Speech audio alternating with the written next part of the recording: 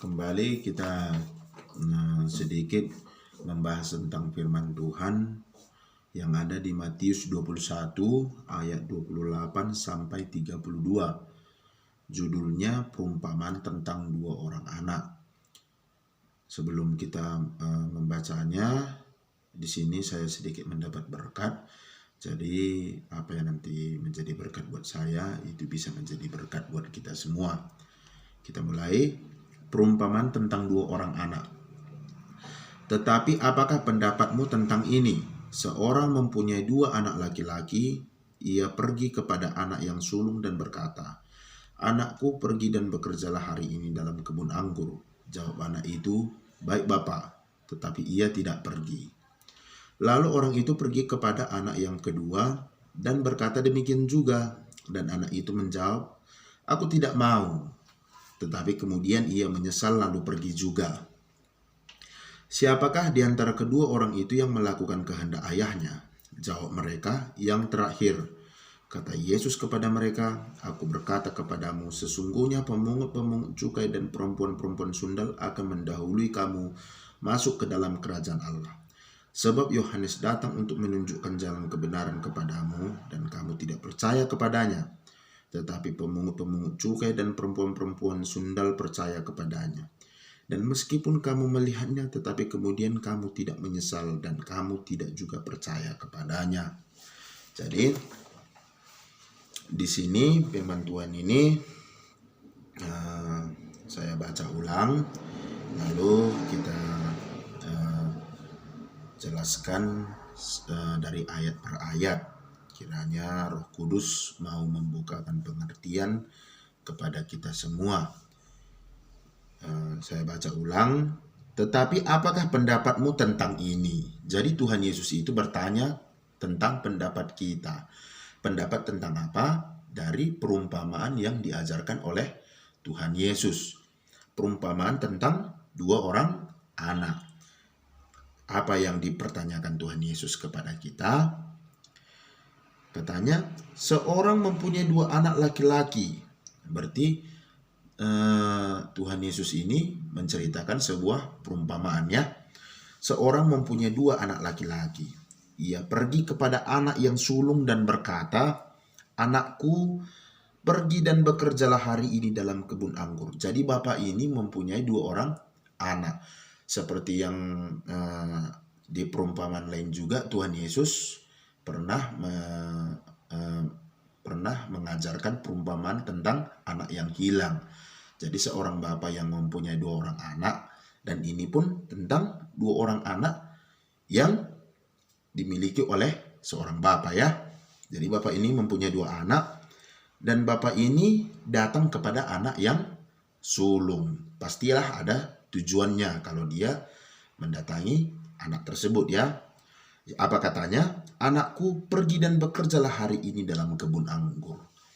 Jadi kata anakku, berarti bapak ini mempunyai sifat yang lemah lembut, sifat yang tidak memaksa.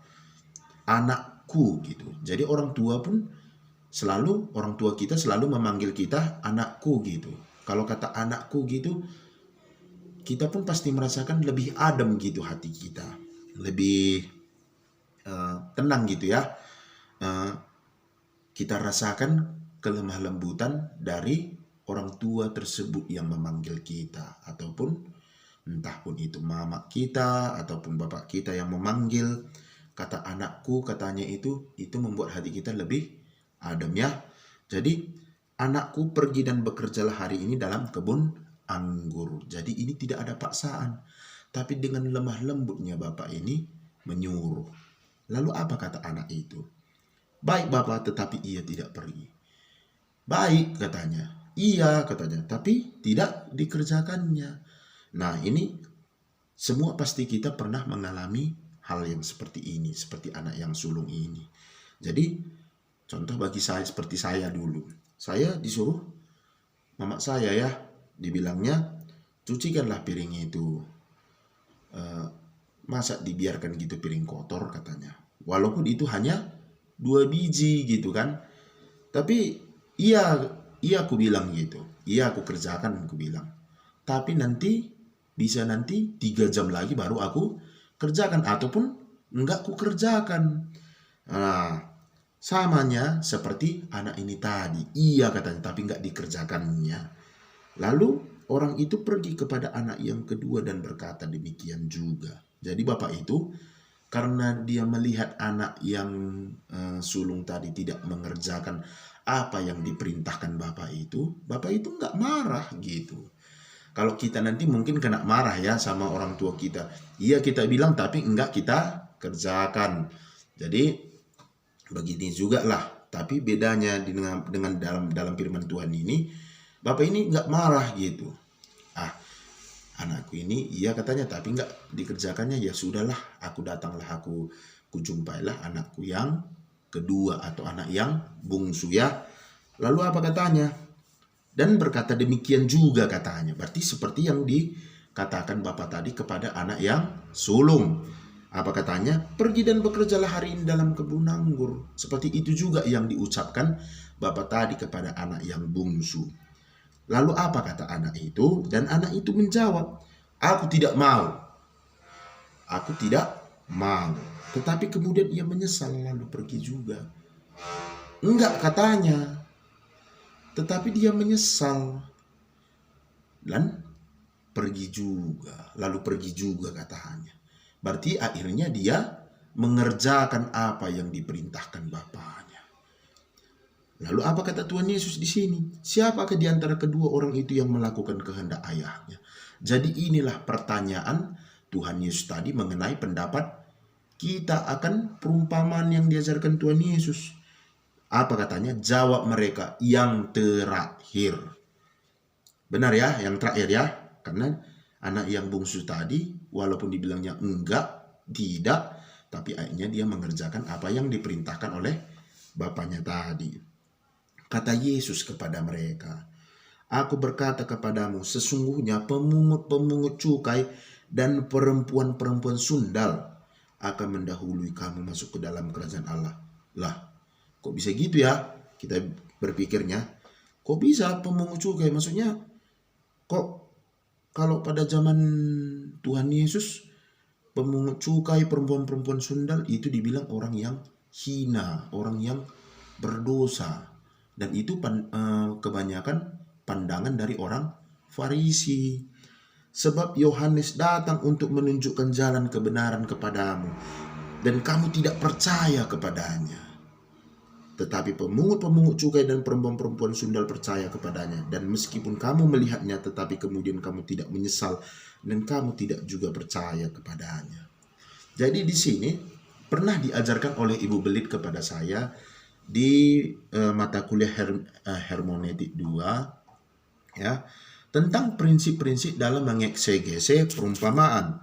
Jadi di sini ada 2, yaitu untuk menyatakan kebenaran kepada pengikutnya, dan yang satu lagi untuk menyembunyikan kebenaran bagi orang-orang luar seperti orang Farisi. Jadi sebenarnya orang Farisi itu apapun yang disampaikan oleh Tuhan Yesus itu enggak bisa terbuka kebenaran itu sama dia. Malah kebenaran itu disembunyikan dari mereka. Kenapa? Karena pernah, kalau bisa kita lihat di sini, kenapa maksudnya dibilang Tuhan Yesus, aku berkata kepadamu sesungguhnya pemungut cukai dan perempuan-perempuan sundal yang masuk ke dalam kerajaan Allah. Kenapa gitu? Mereka melakukan dosa kan? Tetapi karena apa yang sudah dinyatakan kebenaran firman Tuhan ini kepada mereka, bahwa dosamu, walaupun dosamu merah seperti kirmiji, akan menjadi putih seperti salju. Walaupun dosamu merah seperti kain kusumba, akan menjadi putih seperti bulu domba. Makanya kata Tuhan Yesus kalau di dalam kitab Yesaya, baiklah mari kita berperkara. Artinya apa? Yang aku mau, seperti itulah bahasa halusnya, yang aku mau dosamu engkau serahkan kepadaku. Begitulah. Jadi di sini pun Yohanes tadi pun sudah datang dia dan menunjukkan jalan kebenaran kepadamu. Bisa kita lihat di Lukas ya, di Lukas 3 ayat 3 sampai 4 saya bacakan. Maka datanglah Yohanes ke seluruh daerah Yordan dan menyerukan, Bertobatlah dan berilah dirimu dibaptis dan Allah akan mengampuni dosamu. Seperti ada tertulis dalam kitab nubuat-nubuat Yesaya, ada suara yang berseru-seru di padang gurun, persiapkanlah jalan untuk Tuhan, luruskanlah jalan baginya. Jadi di sini Yohanes itu dia adalah nabi ataupun sekaligus orang yang menyiapkan jalan kedatangan bagi Tuhan. Itulah Tuhan Yesus. Dan dia juga yang menunjukkan kebenaran. Kebenaran itu apa? Bertobatlah dan berilah dirimu dibaptis dan Allah akan mengampuni dosamu. Jadi inilah kebenaran yang sudah disampaikan oleh Yohanes. Bertobat. Jadi kenapa orang apa tadi katanya di sini perempuan-perempuan sundal ya. Terus yang kedua pemungut-pemungut cukai. Kenapa mereka bisa masuk ke dalam kerajaan Allah? Karena mereka mau bertobat dan mereka mau percaya, menyerahkan dosa-dosa mereka, mau dibaptis oleh kuasa roh Tuhan Yesus itu, kuasa roh kudus itu. Jadi dosa-dosanya diserahkannya ke hadapan Tuhan Yesus, disadarinya dosa-dosanya, mau dia bertobat dan tidak lagi kembali kepada dosa-dosanya. Sedangkan orang Farisi tadi tertutup kebenaran itu kepada mereka. Kenapa? Karena mereka merasa dirinya paling benar. Jadi kalau pada dasarnya orang itu udah menganggap dirinya benar, apapun yang diajarkan tentang kebenaran firman Tuhan, selalu dia rasa paling benar. Makanya orang Farisi sampai pada akhir Tuhan Yesus tadi pun sudah di kayu salib, mereka tetap tidak mau mengakui Tuhan Yesus. Di sini pun seperti itu juga. Jadi banyak kalau orang-orang ya di luar sana yang merasa dirinya paling pintar, yang merasa dirinya paling benar, yang paling mengerti kitab suci, dan dia tidak mau mengakui kebenaran firman Tuhan. Ada juga seperti itu. Orang yang seperti itu tertutup kebenaran itu. Kebenaran akan firman Tuhan, yaitu firman Tuhan yang menyelamatkan kita dari perbudakan dosa, yang menyelamatkan kita nanti dari hukuman maut itu. Jadi bagi kita pun yang sudah menerima Tuhan Yesus, disinilah berkat yang saya dapat. Apa itu? Berarti betapa berharganya saya, betapa berharganya kita yang sudah menerima kemurahan Tuhan Yesus itu, yang sudah kita mengerti kebenaran firman Tuhan dan akhirnya kita percaya kepada Tuhan Yesus itu. Tidak dipandang bulu oleh Tuhan Yesus tadi, tidak dipandangnya mau kayak mana rupa kita, mau kita jelek, cantik, mau kita itu kaya, miskin, mau profesi kita apapun. Kalau kita mau betul-betul percaya dan menerima Tuhan Yesus itu, dan betul-betul kita mau ada kerinduan di dalam hati kita untuk mengerti firman Tuhan ini, orang yang seperti itu dengan kerendahan hatinya, maunya Tuhan Yesus itu menyatakan kebenaran firman Tuhan itu dan membukakan hati dan pikiran kita. Jadi seperti itulah makanya kenapa aku bisa diselamatkan. Dan aku sangat bersyukur, itulah secara pribadi dari diriku. Kenapa aku merasa bersyukur dan menjadi berkat bagiku. Ternyata aku sudah diselamatkan oleh Tuhan Yesus itu. Itu suatu rasa syukur yang besar dan tanda terima kasihku gitu kepada Tuhan Yesus yang tidak seberapa begitu. Tapi aku sadar ternyata Tuhan Yesus itu membukakan kebenarannya kepada aku. Dan kenapa aku bisa menerima Tuhan Yesus itu? Karena aku percaya dan mau menyerahkan dosa-dosaku dan bertobat. Inilah sedikit firman Tuhan yang bisa saya bagikan. Kiranya apa yang sudah menjadi berkat bagi saya bisa menjadi berkat bagi kita semua. Terima kasih.